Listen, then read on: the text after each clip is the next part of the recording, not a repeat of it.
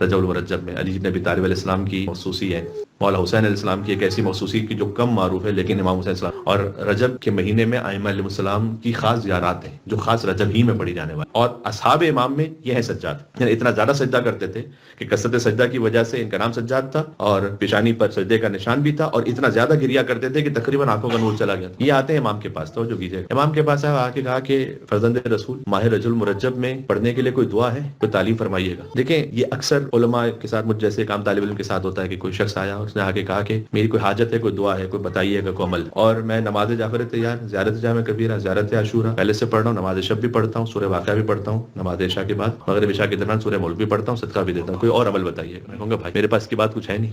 وہ کہ جو نام ہی سجاد جس کا پڑھ چکا ہے، اتنی دعائیں جو پڑھنے والا ہے، وہ جب آ کے کہے نا فرزند رسول کے پاس کہ مجھے کوئی دعا تعلیم فرمائیے گا، اب یہاں پر ہے خزانۃ علم اللہ۔ کیا بات ہے، سبحان اللہ۔ ایک مولوی عالم دین ہے، وہ کہے گا بھائی مجھے یہ 7-8 چیزیں جو آپ کو بتا دی یہی مجھے بتائیں، اس کے بعد تو سٹاپ ہو گیا۔ امام کے بعد جب وہ آئے گا نا کہنے کے لیے کہ مولا کوئی دعا ہے، اب یہاں اللہ کے علم کا خزانہ بول رہا ہے۔ کیا بات ہے۔ اب امام بتلائیں گے کوئی نئی دعا۔ بسم اللہ الرحمن الرحیم، اس زمین و آسمان سے بڑھ کر ہے، اس لیے کہ وہ لامحدود ہے، جب اس کے خزانے سے وہ عطا کرتا ہے تو وہاں کوئی لمیٹیشن نہیں ہے کہ کسے اتنا ملے گا تو پھر کسی اور کو اتنا نہیں مل پائے گا۔ تو ارض السماوات والارض، تو اس جنت کی طرف جلدی دوڑو کہ تم میں سے ہر ایک کی جنت اس کی وسعت زمین و آسمان سے بڑھ کر ہے۔ اعدت للمتقین، جو اللہ نے متقین کے لیے آمادہ رکھی ہوئی ہے۔ ایک صلوات بھی دیں امام المتقین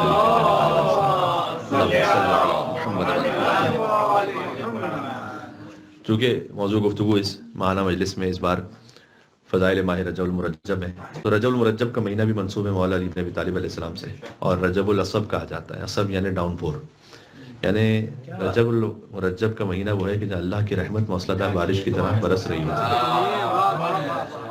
اس لیے سے رجب العصب کہا جاتا ہے۔ رجب الفرد بھی کہا جاتا ہے، منفرد، یونیک، اس لیے کہ جو حرمت والے مہینے ان میں سب سے پہلا مہینہ ہے، 7واں قمری مہینہ، حرمت کا مہینہ، اور سب سے جدا ہے کیونکہ باقی جو حرمت کے مہینے پھر وہ ذوالقعدۃ الحرام اور ذوالحجۃ الحرام اور محرم الحرام ہے، رجب مرجب ان میں بھی سب سے جدا ہے۔ اور رجب المرجب اور رجب العصب، دیکھیں ذوالقعدہ میں بھی اللہ ارحم الراحمین ہے، اور شوال میں بھی اللہ ارحم الراحمین ہے، ہر لمحے اور ہر لحظے میں اللہ ارحم الراحمین ہے۔ لیکن جب اللہ خود کسی ماہ کا نام یہ رکھے کہ جس مہینے میں اللہ کی رحمت موسلادھار بارش کی طرح برس رہی ہو، تو پھر اس رحمت کا کیا اندازہ ہوگا اور کیا کیفیت ہوگی زمین و آسمان سے بڑھ کر وہ۔ اللہم صلی علی محمد و علی محمد۔ اس لیے کہ جب حدیث ہے کہ فرمایا حضور مکرم نے کہ فضل شہر رجب علی سائر الشہور کا فضل القرآن علی سائر الصحف، رجب و رجب کی فضیلت باقی مہینوں پر ویسے ہے کہ جیسے سارے صحیفوں پر قرآن، اس لیے کہ اس مہینے میں وہ آیا ہے کہ جو نہ خود کبھی قرآن سے جدا ہوا نہ قرآن کا جز۔ اللہم صلی علی محمد و علی محمد۔ اعمال کے بارے میں آپ سماعت فرماتے رہتے ہیں، تھوڑا سا میں اشارہ بھی کروں گا اور کچھ ایسے نکات جو انشاءاللہ ہماری زندگی میں فقط رجب المرجب میں نہیں بات کے لیے بھی مفید ہو سکیں، وہ عرض کرنے کی کوشش کرتے ہیں۔ دیکھیں جو اعمال ہیں، آپ جانتے ہیں کہ روزہ ایک بڑا اہم ترین عمل ہے ماہ رجب المرجب میں، کم سے کم ایک دن کرو، کم سے کم ایک روزہ، اس لیے کہ خود جب رجب اختتام ہونے والا تھا تو صادق آل محمد کے پاس ابن سالم آئے، تو امام نے خود پوچھا ان سے کہ ابن سالم رجب تقریباً اب ختم ہونے پر ہے، کیا تم نے کوئی ایک روزہ بھی رکھا ہے؟ ایک روزہ کم سے کم۔ تو اس نے کہا کہ نہیں مولا میں ایک روزہ بھی ابھی تک تو نہیں رکھ پایا۔ امام نے فرمایا کہ تجھ سے اتنا ثواب ضائع ہو گیا کہ جس کا اندازہ خدا کے سوا کسی کو نہیں ہے۔ کہ حجت خدا جب کہے نا، میں لفظ امام کے ساتھ استعمال کرتے ہوئے اچھا نہیں لگتا کہ میں کمپیریزن میں نعوذ باللہ تو کوئی بات ہو نہیں رہی، لیکن میں سمجھانے کے لیے بچوں کہہ رہا ہوں کہ موٹیویشنل اسپیکر یہاں پہ کوئی نہیں کہہ رہا کہ تم سے اتنا ضائع ہو گیا کہ کوئی نہیں جانتا اس کا اندازہ، نہیں، یہ حجت خدا کہہ رہے ہیں کہ تم سے وہ ثواب ضائع ہو گیا۔ امام نے بلکہ خدا کو گواہ بنا کر گیا، خدا گواہ ہے کہ تجھ سے وہ ثواب ضائع ہو گیا کہ جس کا اندازہ خدا، یعنی جو خدا کی سوا کو نہیں جانتا ہے نا، خدا اس کی حجت کی سوا کو نہیں جانتا کہ تجھ سے کتنا ثواب ضائع ہو گیا۔ تو اس کے بعد اس نے کہا کہ مولا جتنے دن رہ گئے ان میں سے اگر کوئی ایک دن روزہ رکھ لوں تو ثواب کا کچھ حاصل کر پاؤں گا؟ امام نے کہا کہ ہاں جو ایک دن روزہ رکھے، اب میں کلامی بحث بھی آپ کی خدمت میں عرض کر دیتا ہوں، جو ایک دن روزہ رکھے اللہ اس سے جہنم کے عذاب کو دور کر دیتا ہے، اور اللہ نے اپنے اوپر یہ واجب کیا ہے کہ اللہ اس کا احترام رکھے گا جو رجب میں ایک دن روزہ رکھے گا۔ آپ دیکھیں اللہ پر تو کوئی شے واجب ہو نہیں سکتی، اللہ تو خود واجب الوجود ہے، اس پہ کیا شے واجب ہوگی؟ یہ کیوں ہے ایسا کہ کسی حدیث میں آتا ہے کہ اللہ نے اپنے اوپر واجب کیا ہے، اللہ پر فرض ہے، یہ بھی بعض میں نے ایک جگہ سرچ کیا تھا، حق علی اللہ، اللہ پر یہ فرض ہے، اگر یہ ہو تو اللہ پر یہ فرض ہے کہ وہ یہ کرے.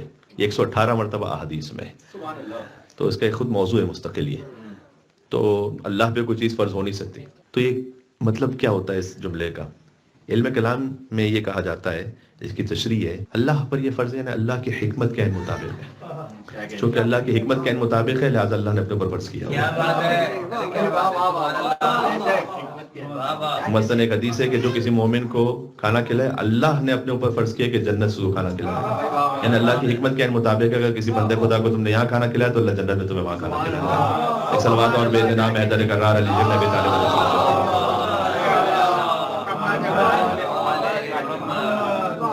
جو مجلس کے دوران اکثر سبحان اللہ کہتے ہیں، یہ بر صغیر کا ایک بہت اچھا کانسیپٹ ہے کہ خطیب کی حوصلہ افزائی بھی ہوتی ہے، آپ بھی شریک عبادت ساتھ میں رہتے ہیں، سننے کی عبادت ہو ہی رہی ہوتی اور کہنے کی عبادت بھی ہو جاتی ہے. تو سبحان اللہ جب آپ کہتے ہیں تو خود اس حدیث میں یوں بھی ہے کہ جو سبحان اللہ کہے اللہ نے اپنے اوپر یہ فرض کیا ہے کہ چونکہ سبحان اللہ کہنے والے نے اپنی عزت اور آبرو کو رکھ دیا اللہ کے سامنے. سبحان اللہ یعنی تو عیب سے پاک اور منزہ ہے، میں نہیں ہوں، مجھ میں عیب ہے، مجھ میں کمی ہے، لیکن تو عیب سے پاک اور منزہ ہے. تو جب کوئی سبحان اللہ کہے تو اللہ نے اپنے اوپر یہ فرض کر لیا ہے کہ جب وہ کسی مشکل میں آئے تو اللہ اس کی نصرت کرے گا.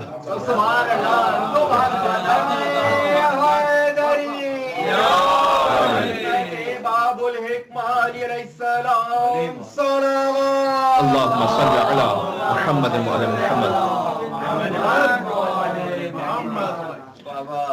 تو روزہ رکھنا چاہے ایک دن کے لیے کم سے کم ہو، یہ بہت اہم عمل ہے. صدقہ دینا دوسرا ایک بہت اہم عمل ہے. صدقہ سارا سال ہی مستحب اور ایک اہم عمل فضیلت رکھتا ہے. البتہ رجب کا جو صدقہ ہے اس کے لیے حدیث میں آیا ہے کہ کوئی ایک درہم کے برابر بھی یا کھجور کے ایک دانے کے برابر بھی. حضور مکرم اس لیے کہا کرتے تھے کہ واقعی اتنی زیادہ غربت ہوتی تھی کہ بعض اصحاب آ کے سوال کرتے تھے کہ ہم کسی کو افطار کروانا ہو تو افطار ہمارے پاس ایک کھجور بھی نہیں ہے، یعنی کچھ بھی نہیں کرتا. حضور نے کہا کہ اگر ایک کھجور کا بھی اہتمام کر کے افطار کروا سکتے تو کروا لو، لیکن یہاں پہ کہہ رہے کہ اپنی وسعت کے مطابق ایک کھجور ہی ایک درہم ہی پہ نہ رک جائے، اپنی وسعت کے مطابق.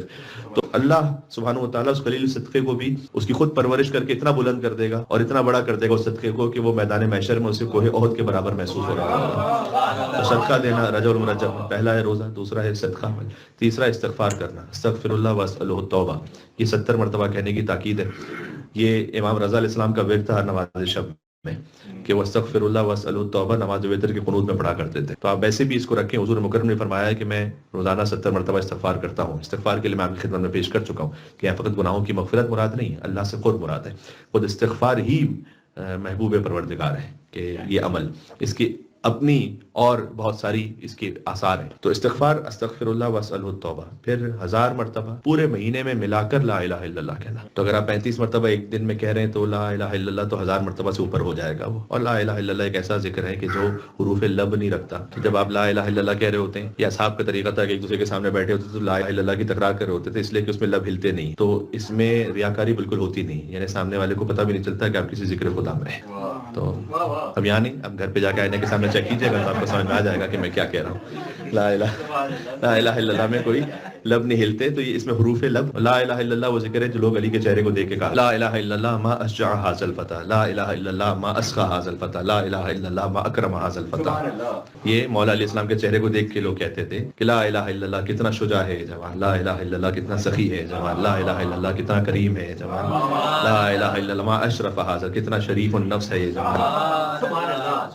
بعض علماء نے یہ بھی لکھا ہے جو حتیٰ تو متعصب تھے لیکن انہوں نے مولا علیہ السلام کی فضیلت کو چھپانے کے لیے لکھا تھا، لیکن 4 اور فضیلتیں ظاہر ہو گئیں. انہوں نے کہا کہ علی کے چہرے کو جو دیکھنا عبادت ہے وہ اس لیے نہیں کہ علی کے چہرے کو دیکھتے تھے لوگ، چونکہ علی کے چہرے کو دیکھ کر لا الہ الا اللہ کہتے تھے لہذا عبادت ہے. اب وہ چہرہ کیا ہے؟ میں علی کو خدا بھی نہیں مانتا اور خدا سے جدا بھی نہیں مانتا. جو بھی پیش کر رہے تھے ہمارے محترم بھائی، یہ میں نے کئی مرتبہ بہت پہلے ایک دفعہ پیش کیا تھا کہ میں علی کو خدا بھی نہیں مانتا اور خدا سے جدا بھی نہیں مانتا. مانتا ہوں علی کو میں عین خدا. عین یہاں پر عربی میں ہے، اردو میں نہیں ہے. عین اللہ، مانتا ہوں علی کو میں عین خدا اور اس کے سوا بھی نہیں مانتا.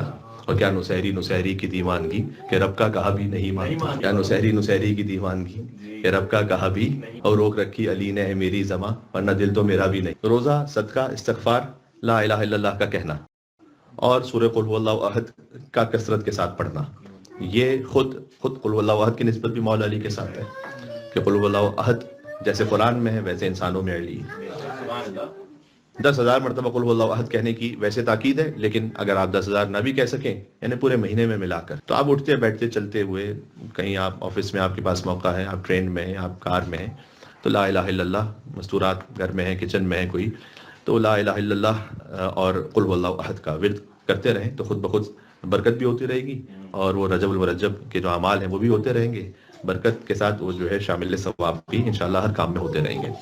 اور ایک اور بڑا اہم عمل ہے زیارات معصومین علیہ السلام، خود امام رضا علیہ السلام کی زیارت تاکید ہے رجب المرجب میں، علی بن ابی طالب علیہ السلام کی زیارت کی مخصوصی ہے شب 27 رجب المرجب، مولا حسین علیہ السلام کی ایک ایسی مخصوصی کی جو کم معروف ہے لیکن امام حسین علیہ السلام کی زیارت کی خاص مخصوصی ہے 15 رجب المرجب، اور رجب کے مہینے میں ائمہ علیہ السلام کی خاص زیارات ہیں جو خاص رجب ہی میں پڑھی جانے والی ہیں، وہ بھی مفاتیح الجنان میں موجود ہیں۔ تو بہرحال ایک ایسا بھرپور مہینہ ہے کہ جو ماہ ولایت ہے، اور جب آپ مفاتیح الجنان کو دیکھیں تو جو اس میں دعائیں ہیں، جو بات میں عرض کرنے لگا تھا وہ یہ ہے، دعاؤں کو فقط ثواب کی نیت سے نہ پڑھیں، دعا بھی پڑھیں، ثواب بھی ملے گا انشاءاللہ، اور اس میں معارف کی بہت بلندی بھی ہے۔ لیکن جب آپ کسی امام کی دعا پڑھ رہے ہیں تو سمجھے کہ اس امام کی محفل میں بیٹھے ہوئے ہیں اور ان سے سیکھ رہے ہیں، اس لیے خود امام نے فرمایا ہے کہ ہر انسان کی تجلی اس کے کلام میں ہوتی ہے، حتیٰ یہ کہ جناب امیر نے تو اللہ کے لیے فرمایا کہ اللہ لقد تجلی اللہ فی کتاب، اللہ نے اپنی تجلی قرآن میں کی ہے، من غیر ان تبصرون، بس تم اس کو دیکھ نہیں سکتے لیکن اللہ تجلی کر رہا ہے قرآن میں۔ تو مولا کائنات کے وجود کی ایک تجلی ہے دعائے کمل، جناب امیر کے نور کی ایک تجلی ہے دعائے صباح، امیر المومنین اسلام کے وجود مطہر کی ایک تجلی ہے مناجات امیر المومنین علی بن ابی طالب علیہ السلام۔ اب عبداللہ حسین علیہ السلام کے نور مطہر کی تجلی ہے دعائے عرفہ، امام زین علیہ السلام کے نور مطہر کی تجلی ہے صحیفہ سجادیہ۔ تو جب آپ ان امام کی دعا پڑھیں گویا ان امام کی بزم میں بیٹھے ہوئے ہیں شاگرد بن کر، جیسے کہ ایسے ہی ہوتا تھا رجب المرجب کی دعاؤں میں بھی ایسے ہی ہے۔ مثلا محمد ابن زکوان آئے صادق علیہ محمد کے پاس، اچھا ان کا نام تھا محمد ابن زکوان لیکن مشہور تھے سجاد کے نام سے، ایک امام زین علیہ السلام امام سجاد، اور اصحاب امام میں یہ ہے سجاد، یعنی اتنا زیادہ سجدہ کرتے تھے کہ کثرت سجدہ کی وجہ سے ان کا نام سجاد تھا، اور پیشانی پر سجدے کا نشان بھی تھا، اور اتنا زیادہ گریا کرتے تھے کہ تقریباً آنکھوں کا نور چلا گیا۔ یہ آتے ہیں امام کے پاس، تو جو کیجیے گا امام کے پاس آ کے کہا کہ فرزند رسول ماہ رجب المرجب میں پڑھنے کے لیے کوئی دعا ہے، کوئی تعلیم فرمائیے۔ دیکھیں یہ اکثر علماء کے ساتھ، مجھ جیسے ایک عام طالب علم کے ساتھ ہوتا ہے کہ کوئی شخص آیا اور اس نے آ کے کہا کہ میری کوئی حاجت ہے، کوئی دعا ہے، کوئی بتائیے گا، کوئی عمل، اور میں نماز جعفر تیار، زیارت جامع کبیرہ، زیارت عاشورہ پہلے سے پڑھ رہا ہوں، نماز شب بھی پڑھتا ہوں، سورہ واقعہ بھی پڑھتا ہوں، نماز عشاء کے بعد مغرب عشاء کے درمیان سورہ ملک بھی پڑھتا ہوں، صدقہ بھی دیتا ہوں، کوئی اور عمل بتائیے گا۔ میں کہوں گا بھائی میرے پاس اس کی بات کچھ ہے نہیں، وہ کہ جو نام ہی سجاد جس کا پڑھ چکا ہے، اتنی دعائیں جو پڑھنے والا ہے، وہ جب آ کے کہے نا فرزند رسول کے پاس کہ مجھے کوئی دعا تعلیم فرمائیے گا، اب یہاں پر ہے خزانۃ علم اللہ۔ کیا بات ہے، سبحان اللہ۔ ایک مولوی عالم دین ہے، وہ کہے گا بھائی مجھے یہ 7-8 چیزیں جو آپ کو بتا دی یہی مجھے بتائیں، اس کے بعد تو سٹاپ ہو گیا۔ امام کے بعد جب وہ آئے گا نا کہنے کے لیے کہ مولا کوئی دعا ہے، اب یہاں اللہ کے علم کا خزانہ بول رہا ہے، کیا بات ہے۔ اب امام بتلائیں گے کوئی نئی دعا، کیونکہ اس نے مانگا ہے امام سے، اس نے پوچھا ہے امام سے۔ توجہ ہے آپ کی؟ دیکھیں یہ آج کل تو خیر اے آئی، اب آگے کیا ہوتا ہے سلسلہ، تو میں نے کئی عرصے سے میں سوچتا تھا کہ بہت ہی دلچسپ بات کہ آپ اس میں اے آئی میں دیکھیں تو اس کا جو اب ٹیب بنا ہوتا ہے اس میں آسک اینی تھنگ، تو اب ہے تو سلون ہی پھر یہ تقریباً آسک اینی، کچھ بھی پوچھو، لیکن جب آپ اس پہ کلک کریں تو نیچے لکھا ہوتا ہے کہ جیمنائی کین میک مسٹیکس، تو پلیز ڈبل چیک اٹ۔ تو یہ اس سلونی اور سلونی کا فرق ہے کہ وہاں وہ کہیں کہ ما من علم وانا افتتح والقائم یختتم، کہ جب مجھ سے پوچھ رہو نا کہ کوئی علم جو پوچھنا چاہتے ہو پوچھو، انی عالم طرق السماء من طرق الارض، کہ میں آسمان کے راستوں سے زیادہ بہتر بتلاؤں گا، اور کوئی علم ایسا نہیں کہ جس کا افتتاح یہاں سے نہ ہوتا ہو اور اختتام میرے قائم پر نہ ہوتا ہو۔ یہ میں نے فرق کی ایک نسبت بتلائی، ورنہ ہزاروں نسبتیں، ان میں سے ایک یہ ہے کہ آپ چیٹ جی پی ٹی سے یہ پوچھیں گے کہ مجھے کون سی ایسی دعا ہے کہ جو میں عرفہ پہ پڑھوں تو اللہ راضی ہوگا، وہ نہیں بتا سکتا آپ کو، وہ وہی بتلا سکتا ہے جو پہلے سے بتلایا گیا ہے امام نے۔ جب آپ امام کے پاس جا کے پوچھیں گے تو وہ پھر بتلائیں گے آپ سے کہ یہ پڑھو کہ یا من ارجو لکل خیر وامن سخطہ عند کل شر، یا من یعطی الکثیر بالقلیل، یا من یعطی من سأل، یا من یعطی من لم یسأل ومن لم یعرف تحننا منہ ورحمہ، کہ وہ اللہ کے جو اسے بھی عطا کرتا ہے کہ جو اسے مانگتا ہے، جو اسے بھی عطا کرتا ہے جو اسے نہیں مانگتا ہے، اسے بھی عطا کرتا ہے جو اسے نہیں پہچانتا ہے۔ جب سبھی کو عطا کرے تو مانگے کیوں؟ مانگنا خالی اس لیے نہیں کہ عطا ہو جائے، مانگنا اس لیے کہ پتہ چلے کہاں سے عطا ہو رہا ہے، یہ تعلق جڑے۔ دعا کا مطلب یہ ہے کہ ہمارا تعلق وہاں اس فقط اسباب پہ نہ رہ جائے، اسباب پہ تو سارے رہتے ہیں، مسبب الاسباب پہ جائے۔ تو اے اللہ تو اسے دیتا ہے کہ جو تو سوال کرتا ہے، اور اسے دیتا ہے جو تو سوال نہیں کرتا، اسے بھی دیتا ہے جو تجھے نہیں پہچانتا۔ تحننا منه ورحمہ آتنی بمسألتی یاک جمیع خیر الدنیا و جمیع خیر الآخرہ۔ یہ دعا آپ کی نو کی زبان ہے، آپ کے سب کانشیس میں ہے، لیکن میں اس کا تھوڑا سا آپ کو اس کی تشریح بتلانا چاہ رہا تھا۔ ائمہ علیہ السلام کی دعاؤں کی بہت زیادہ خاص بات پتہ ہے کیا ہے؟ وہ ایسا ہمیں کو سکھلاتے ہیں کہ ہماری آرزوؤں کو بلند کر دیتے ہیں۔ یہ ایک فقرہ اس کی تشریح ہے، تھوڑی میں جتنا ہو سکے عرض کرتا ہوں۔ چلیں، جہاں جو ایتھسٹ ہے، نہ اللہ نہ رسول نہ قرآن، کسی کو نہیں مانتا وہ بحیثیت انسان، ڈنمارک میں کانفرنس ہو رہی تھی، وہاں ایک موضوع یہ آیا کہ بینگ اے ہیومن بینگ، انسان کی ویلیو کیا ہے، کسی انسان کی ویلیو آپ کیسے جانیں گے؟ اب وہاں پر یہ نہیں ہے کہ وہ کتنا متقی ہے، کتنا عبادت گزار ہے، وہ ملحد ہے، کہہ رہے ہر انسان کی جو قدر و قیمت ہے وہ کتنی ہے، کیسے پتہ چلے گا؟ تو آگے جعفری ایک ایران کے ایک بڑے عالم تھے، وہ وہاں پر کہتے ہیں میں کانفرنس میں شریک تھا، اور میر جعفری انہیں کہا جاتا تھا، کہتے ہیں میری جب باری آئی تو میں نے ان سے یہ کہا کہ میرے خیال میں انسان کی جو قیمت ہے وہ اس سے طے ہوتی ہے کہ اس کی آرزویں کتنی ہیں اور کتنی بلند ہیں، اتنی اس کی ویلیو ہے۔ ایک انسان کی آرزو یہ ہے کہ میری زندگی اس طرح سے ہو کہ میرے پاس کم سے کم 10 پراپرٹیز ہوں، یہ انسان کی قیمت ہے، اس کے وجود کی قیمت یہ ہے۔ ایک انسان کی زندگی کی آرزو یہ ہے کہ جیسے ہی مثال کے طور پر آئی فون کا کوئی نیا ماڈل آئے تو پہلے ہی دن میرے پاس ہو، اس کی ویلیو اتنی، اس کے لیے ساری توانائیاں لگا دے گا۔ ہر انسان کی خواہش کے مطابق اس کی ویلیو ہے۔ ایک انسان کی آرزو یہ ہے کہ میں جنت تک پہنچوں، ایک انسان کی آرزو یہ ہے کہ میں دسترخوان امام حسین پہ جنت تک پہنچوں، ایک انسان کی آرزو یہ ہے کہ مجھے ولی اللہ سے ملاقات ہو جائے۔ جتنی انسان کی جو آرزو ہو، اس کے لیے وہ جو کر رہا ہے نا، اتنی اس کی ویلیو ہے۔ کہتے ہیں ایسی ڈیفینیشن تھی کہ جو ان سب کے مطلب انٹیلیکٹ پر اس کا اثر ہوا کہ کہہ رہے ہیں بات بالکل صحیح کر رہے ہیں۔ گفتگو ختم ہو گئی، سب نے داد بھی مجھے بہت دی، تو میں آ گیا روسٹم سے، لیکن پھر میں نے کہا کہ کیا مجھے اجازت ہے کہ میں ایک دفعہ پھر جاؤں اور ایک جملہ اور کہوں؟ تو کہتے ہیں کہ میں گیا دوبارہ سے روسٹم پر، میں نے کہا کہ یہ جو میں نے آپ سے کہا کہ ہر انسان کی قدر و قیمت اتنی جتنی انسان کی آرزو ہے، یہ میں نے خود سے نہیں کہا ہوا، یہ میرے امام اور مولا علی بن ابی طالب علیہ السلام نے فرمایا کہ قدر الرجل علی قدر ہمت، یہ امیر المومنین کا کلام ہے۔ ہر انسان کی ویلیو اتنی جتنی وہ ہمت، جتنی اس کی وہی آرزو، وش، کوشش، اتنی اس کی ویلیو ہے۔